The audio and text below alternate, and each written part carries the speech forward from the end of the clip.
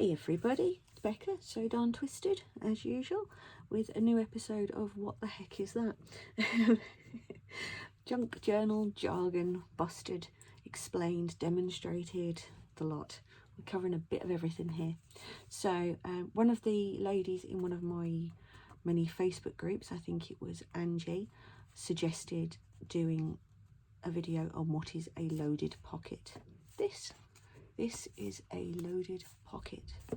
So effectively, all it is usually a base pocket, just one at the top, and then lots of smaller pockets, which if I just dismantle that slightly, you'll be able to see a bit better. So there are various other pockets attached to the one pocket, and then the clue that's right there is that you load the pocket, and the more stuffed you can make it, the better is the general thing when it comes to loaded pockets. Cramming as much in there as you possibly can. And I haven't weathered any of this ephemera because I'm really just showcasing what the pocket is, and then I can't even get that in the pocket, so I'm just going to put it in there. It's fine. But yeah, so you get the idea. Load it up, you know, with as much stuff as you want to and can, and thus you create a loaded pocket that you can then stick in your journal or just have it as a standalone thing, whatever you want to do with it. So if you want to see how I made this one, because I thought while I'm here I may as well do a little sort of mini tutorial of just the basics of a loaded pocket, its construction, etc. And then obviously you guys can go and use your imagination to make however you want to. So stick with me and I'll show you. Okay, so let's talk about what we're going to be using to make the loaded pocket, now that you know what one is, in case you've wondered. So everything that I'm going to use here has either already been explained in previous episodes or will be explained in the next episode, just to cover my bases there, because I'm trying to remember. But things I know that we definitely have covered: cardstock. So for this one today, I'm going to be using this Travel the World cardstock, which is 200 GSM, and I got this one from the range and it cost me £1.99. It's got some absolutely beautiful designs in it, especially for making, obviously, travel journals, would you believe? So yeah, some really nice paper in there. So I've picked out a couple of the ones that I'm going to use to make the loaded pocket. Obviously under paper and card you've got envelopes, you know, and this is just a very badly folded piece of brown cardstock that actually came as part of a set of cards and envelopes, which, as I say, considering that, the fold on it was awful. But yeah, so that, and I'm probably going to use some vinyl that I did a nice design on to make some pocket trims and things like that. So yeah, all of that stuff was touched on already. You're going to want some glue, kind of goes without saying. A couple of different types of glue, maybe we might only need one. You're going to want your trusty ink pad and your ink dauber, again covered in another tutorial. You may or may not choose to use decorative corner punch. Again, that was covered in, I think it was episode 5. So either just a basic corner punch or a decorative one, and a notch tool, which, as I've said in the last video, some of them have a dedicated one on, others you just use a circle punch. So if you've watched the others, you'll know where we're at with that. You'll also need some trusty ephemera, which I've touched on in previous episodes, but I am going to do a dedicated ephemera video actually, because I came to realise just how many different types there are, and people don't always understand what it entails and what it doesn't, so we'll do that on another one. You're also going to want either scissors or a paper trimmer, and some embellishments. So let's get started. So now the first thing that you need to do is figure out what you're going to use as your main pocket. As I explained earlier on, a loaded pocket usually comprises of either a base or one large pocket, and then you take it from there. So in this instance, I'm actually going to use the greeting card to make the base of my pocket.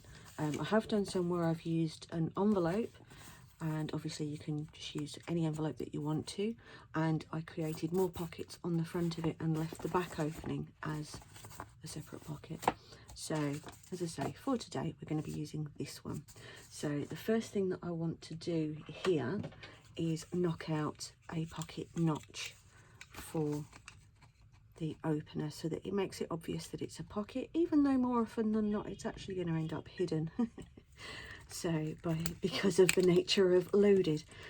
Oh, that one's a stiff one. Okay, so we've got that done, and then we'll just put that to one side over there. It's important to know the measurements of your base pocket. It's useful to know the measurement of your base pocket, but not essential. It depends on how you want to decorate it. This one is a 17 centimetres by 12 centimetres, if I remember rightly. So we can pop that to one side now. We're probably not going to need the envelope. So the next thing to do is to start cutting yourself some pockets. Now what I want to do on this one is I'm going to cut 2 pockets using different cardstock to sit at the very bottom. So if I know that's 17 wide, I'm going to make this, haha, there we go. I had a complete brain melt there, didn't I? Yeah, 8.5 centimetres. Good Lord, I do not know what happened there. Okay, so 8.5. I'm being very silly now because I actually cut that. It should have been that way up. Shh, don't tell anybody, but it doesn't matter. So I'm going to cut that down to about 5.5 centimetres that way, and that's fine because now we've just got a cute little bit of scrap. So I now know for this one I want to be 8.5 that way and 5.5 that way. Just move that out the way a second. So a little tip for if you are using things like this pattern card is to end up with the biggest piece possible left over to make it more useful in future, is always cut your short edge first. Otherwise, if I'd cut that at 8.5, it would have gone all the way up the card. I know it sounds obvious, but it's, you know, it's not always obvious to everybody. So we'll just do that. Okay, so that one's going to sit at the bottom. Then I'm going to make a long pocket, or a wide pocket I should say, that's going to sit across here. So I'm going to make that one the full width, and it will just tuck behind there. So let's make sure that spinning paper, spinning around all over the place here. Right, so I tend to go just a tiny smidge under the measurement I need, so that you don't end up overhanging your base, but it is very, very minimal. And then we'll cut that to, we're just going to overlap that slightly. So what does that work out as? Again, this is all going to be based on what your actual base piece is size wise, so you know, don't take much notice of my measurements unless you're planning to actually replicate what I'm doing for size. Okay, so we're going to have that one sat just there like so. And then finally, I'm going to have another piece, another 2 pieces, sorry, that I'm going to mirror these 2 pieces and have them just up here. So again, they need to be 5.5, because I don't think I've got another piece that width. No, I don't. Always worth a check though. 5.5 by the, so just a tiny smidge under the 8.5 centimetre mark. I nearly cut at 8 centimetres because I'm a bit of a muppet. So let's have that one back, and again we'll go short edge at 5.5 and long edge just under 8.5. Okay, so as you can see now, that is the structure of my pocket, and obviously you can have that as far down as you want, as high up as you want. This is just, as I explained at the beginning, one example of a myriad of ways that you can put loaded pockets together. So now you would go ahead and punch out any notches that you want in the tops of your pockets, and you'll ink around the edges and stuff like that. So if you've watched the previous videos, you already know what you're doing here. You don't need me. If you haven't, I will just give you a brief example of what I mean using that specific notch tool there. Just cut that little notch out of the top of the pocket, and as I say, you can just use the circle tool and just put it halfway up the circle. If you look in the back, a lot of them have actually got a guide to show you. I don't know if you can see that, but there's just a little tab guide there so that you know what you're doing.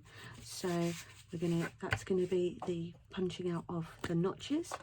And then again, if you didn't see the basics videos, you just get your ink and your ink dauber, and you'll see people that dab. Me, I do a bit both. I like to do a little bit of swiping, especially in the corners and that kind of thing.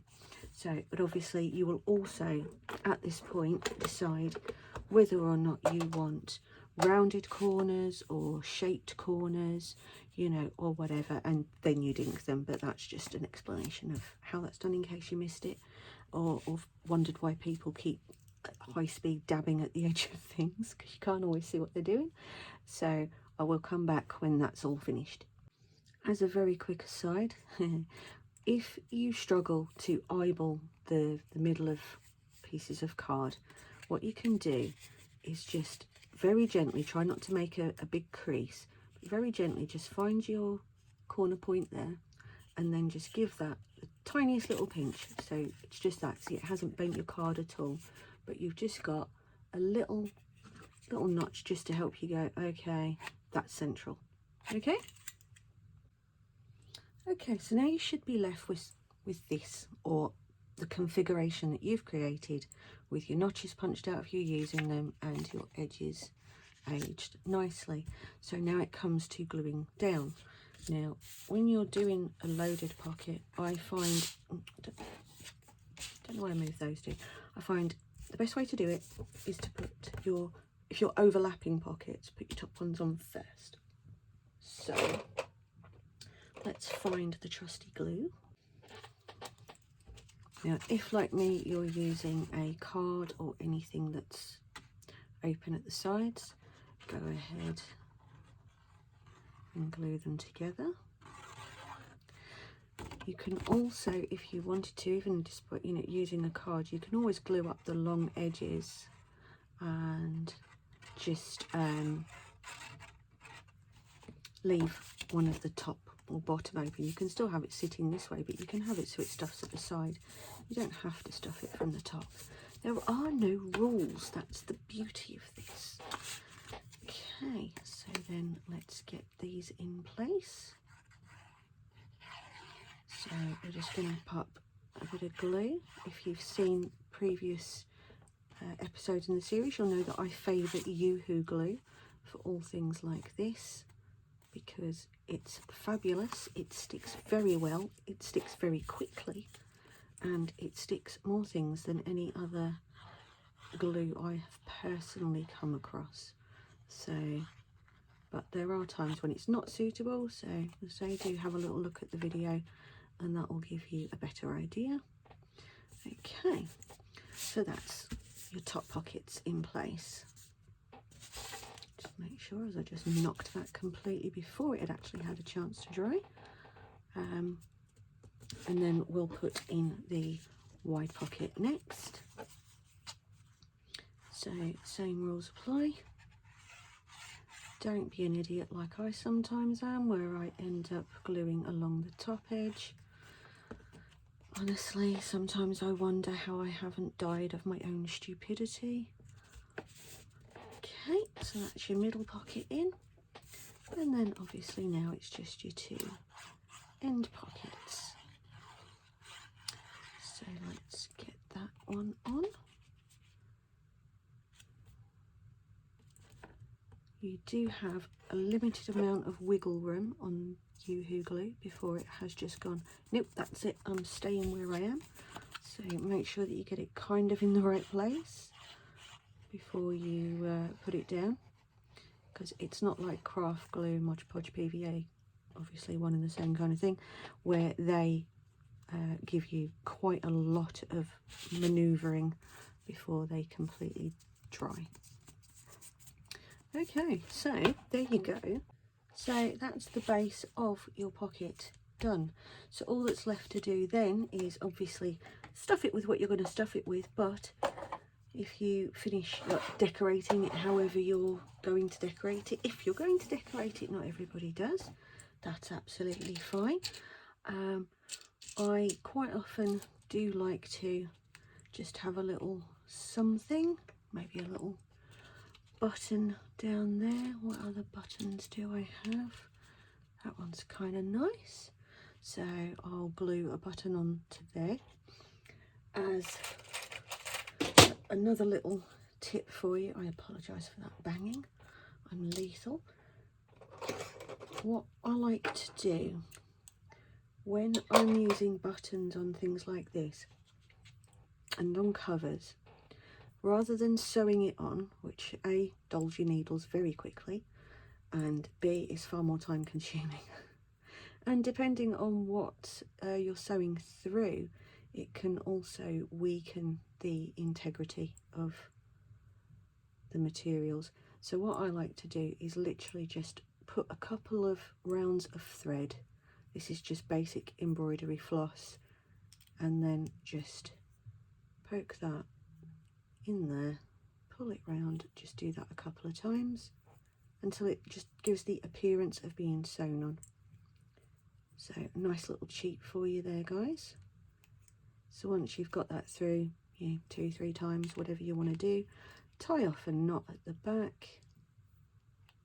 Square knot's usually good for this kind of thing. I have the terrible shakes today, I do apologise. This is a very odd medical condition that I have, causes that. And it's not Parkinson's, not yet anyway. So then just trim those off. I will get there in the end, I promise. Put those to one side, get your glue, and again my Yoo-Hoo glue works superbly for this. A little bit on the cotton because it helps just to bind that closed, and then just pop it on. For things like this, just give it a press for a second so it can get a bit of a bond going on, and there you go. Now obviously you can put embellishments wherever you choose. I'm keeping this simple because although it is a tutorial on how to make one, it was mainly focused on what one is, so that's what one is. So I'm not going to even worry about the vinyl today. We'll just go ahead and start stuffing. So as you can see here, all I've done is literally just stuff things into the pockets. You you load them down basically with your choice of ephemera, but the more you can cram in there the better. I could probably fit a heck of a lot more in this one, but for the purposes of keeping the video simple, I'm not going to go absolutely crazy with that, but you get the idea. And then I also came across some stickers that I'd forgotten I had, which are kind of post related, you know, so you can decorate the front of it with stickers, what's the word I'm looking for, ribbon. You can make little clusters in the corner, but just to give you a rough idea of a very basic level of decoration, just throw that in there, tuck that around. But obviously, as I say, it is entirely your choice, it's your creation, and you can do with it as you so please. But there you go. So that's just slightly decorated. I obviously, as I always say, I hope you found this useful. I hope that you've learned something along the way, and if there's anything that you'd like to see me cover in the series, do let me know. I'm absolutely happy to do something if it's something you're really not sure about. Failing that, there are already a few more episodes lined up ready to go, so I will just crack on with those in the meantime. I'd love it if you subscribed, obviously, happy chair dance, all that jazz. Now, I'd love it if you left a comment if you did find it useful, because as I always say, your feedback is highly appreciated.